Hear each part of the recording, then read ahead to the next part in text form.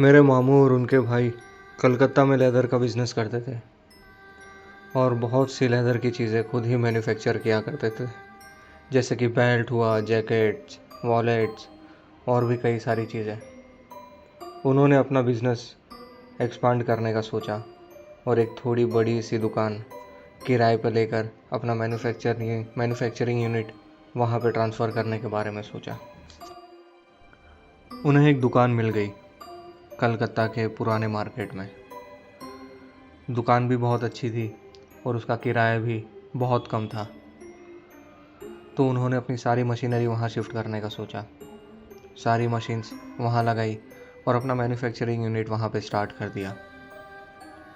अब वो पुराना मार्केट का जो एरिया था वो थोड़ा सुनसान था और नई फैक्ट्री होने की वजह से मेरे नाना ने मेरे मामू को कहा कि यहाँ चोरी होने का खतरा है। तो जो छोटे मामू थे उनको वहीं रुकने का कहा कि तुम यहाँ पे रात में सो जाया करो। अब वो दुकान में 2 कमरे थे, एक में पूरा मैन्युफैक्चरिंग यूनिट का सेटअप था और एक कमरा मेरे छोटे मामू अपने रहने के लिए इस्तेमाल में लेते थे। उस वक्त उनकी शादी भी नहीं हुई थी। अब मेरे मामू वहाँ पे रोज़ रात रुका करते। अब वो रोज़ वहीं सोया करते, बस खाना खाने घर पर आ जाते थे। अब धीरे धीरे मेरे नानी ने नोटिस किया कि मेरे मामू का बिहेवियर थोड़ा चेंज हो गया है। अब वो अक्सर गुस्से में रहने लगे थे। जब भी घर पर आते तो किसी से बात नहीं करते। पहले वो जब भी घर पर रहते थे तो सबसे बहुत हंस खेल के बातें किया करते थे, लेकिन अब उन्होंने बातें करना बंद कर दी थी। बस घर पर आते, खाना खाते और वापस फैक्ट्री चले जाते। एक बार जब वो फैक्ट्री से घर पर आए खाना खाने के लिए, तो मेरी नानी ने नोटिस किया कि उनके हाथ पर कुछ निशान है, जैसे कि किसी चीज़ से जल गए हों। और भी उनके गर्दन पे, दूसरे हाथ पे कई निशान दिखे, चोट के, जलने के। इस पर मेरी नानी ने मेरे मामू से पूछा कि ये निशान काहे के हैं। इस पर उन्होंने कुछ जवाब नहीं दिया, बस एक जगह बैठे रहे और मन ही मन अपने आप से बातें करते रहे। अब वो अपने आप से क्या बातें कर रहे थे वो मेरी नानी को ज़रा भी समझ नहीं आया। ये सब देख मेरी नानी ने मेरे बड़े मामू और नाना को घर पर बुला लिया। मेरे नाना और आते इससे पहले ही जो मामू अभी खाना खा रहे थे वो उठकर किचन में जाते हैं। वहाँ से एक नाइफ़ उठाते हैं और खुद का हाथ पे कट्स लगाना शुरू करते हैं, खुद का हाथ काटना शुरू कर देते हैं। मेरी नानी आकर उनको बहुत रोकती है, पर वो उनकी बात ज़रा भी नहीं सुनते और ज़ोर ज़ोर से हंसने लग जाते हैं। इतने में मेरे नाना वहाँ पर पहुँच जाते हैं और वो उनको पकड़ कर एक चेयर पर बिठा देते हैं और उनको उसी से बांध देते हैं। अब जो मेरे मामू थे वो कंटिन्यूसली हंसे ही जा रहे थे। उनके हाथों पे जो कटने के निशान थे वहाँ से खून बहता जा रहा था। वो बार बार एक इशारा कर रहे थे और मेरे नाना को देखकर बस 2 ही बातें कर रहे थे। पहले वो 2 उंगली दिखाकर, अपने हाथों में 2 उंगली दिखाकर कहते हैं कि 2 है, फिर 1 उंगली दिखाकर कहते हैं कि 1 रहेगा। अब वो कंटिन्यूसली बस यही करे जा रहे थे।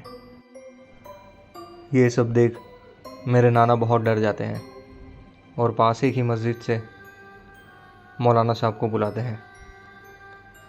मौलाना साहब आकर मेरे मामू को देखते हैं। मेरे मामू तभी चेयर से बंधे हुए थे और बस खुद ही से बातें किए जा रहे थे। वो कुछ ऐसी लैंग्वेज में बात कर रहे थे जो किसी को समझ में नहीं आ रही थी।